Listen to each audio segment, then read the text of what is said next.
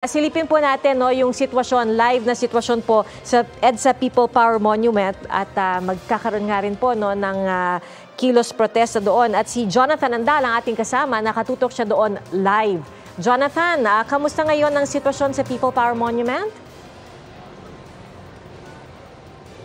Yes, Pia.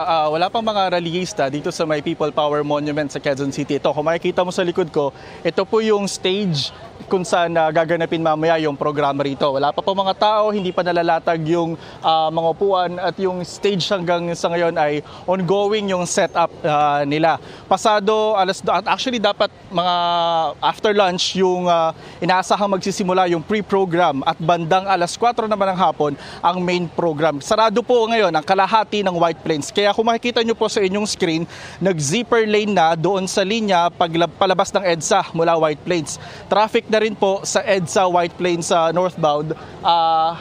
Kanina, ganun ang sitwasyon. Sa ngayon ay 3 linya ang bukas sa mga private vehicle, isa para sa may EDSA bus carousel.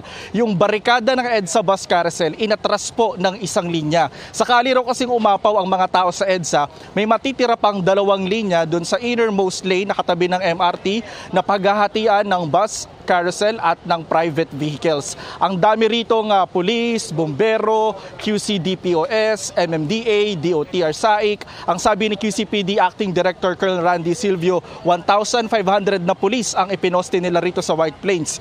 250 na pulis naman doon sa padasang pambansa kasi baka raw may magpunta rin doon na magrarally. Ang permit daw ng magrarally rito sa White Plains ay hanggang 10:00 ng gabi mamaya. Nag-usap daw ang QCPD, QC-DPOS at ang organizer na bawal ang seditious remarks o yung pag-uudyok ng pag-aaklas sa gobyerno. Ang organizer po rito sa People Power Monument Rally ay UPI o United People's Initiative na binubuo ng higit 1,000 mga retiradong pulis at sundalo. Nangako ang Secretary General nilang si Rey Valeros na walang seditious remarks mamaya. Inabisuhan na rin daw nila rito ang mga speaker nila. Pag may lumusot daw na nananawagan ng pag-aaklas, pabababain nila sa stage. Sabi ni Valeros, 300,000 na katao ang inaasahan nilang sasali sa rally rito ngayong araw.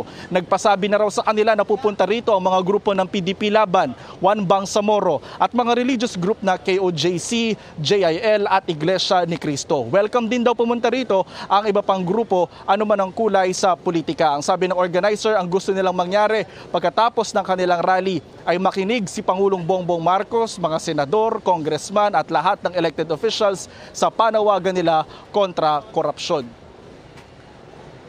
Yan muna ang latest, Pia, mula rito sa White Plains. Balik sa iyo dyan sa studio.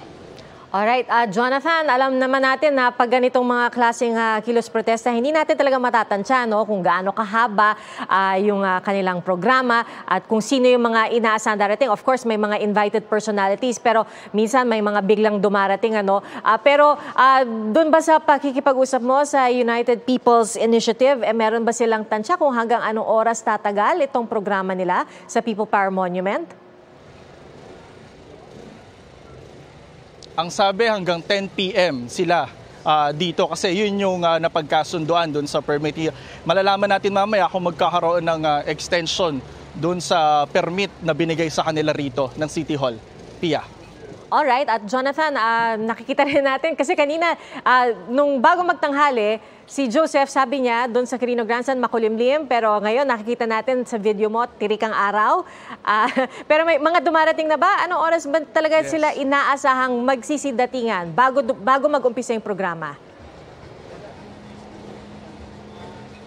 4 p.m. yung main program, ang sabi ng organizer, after lunch, actually, siguro mga 1:00 o 2:00, inaasahan na nila yung ingress, yung pagpasok ng mga rallyista dito. Pero sa mga oras na ito, kung nakita nyo rin sa likod ko, wala pa pong mga magpoprotesta dito sa may People Power Monument. Ngayon po ay tirikang araw, pero kaya na, Pia, siguro mga bandang 10:00 ng umaga, umambon dito, pero saglit lang naman at kumulimlim. Pero sumikat na ulit yung araw hanggang sa mga oras na ito, Pia.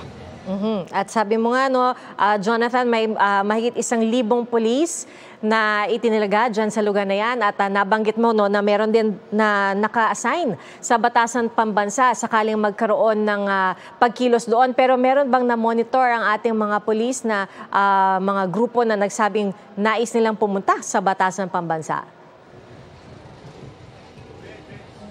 tinanong natin dyan yung QCPD, wala naman daw nagpasabi, pero handa lang sila kasi kahit naman daw walang mga ganito kalalaking mga kilos protesta, may mga pumupunta talaga doon sa may tapat ng House of Representatives para mag-rally simula nung pumutok itong issue ng korupsyon sa gobyerno, Pia.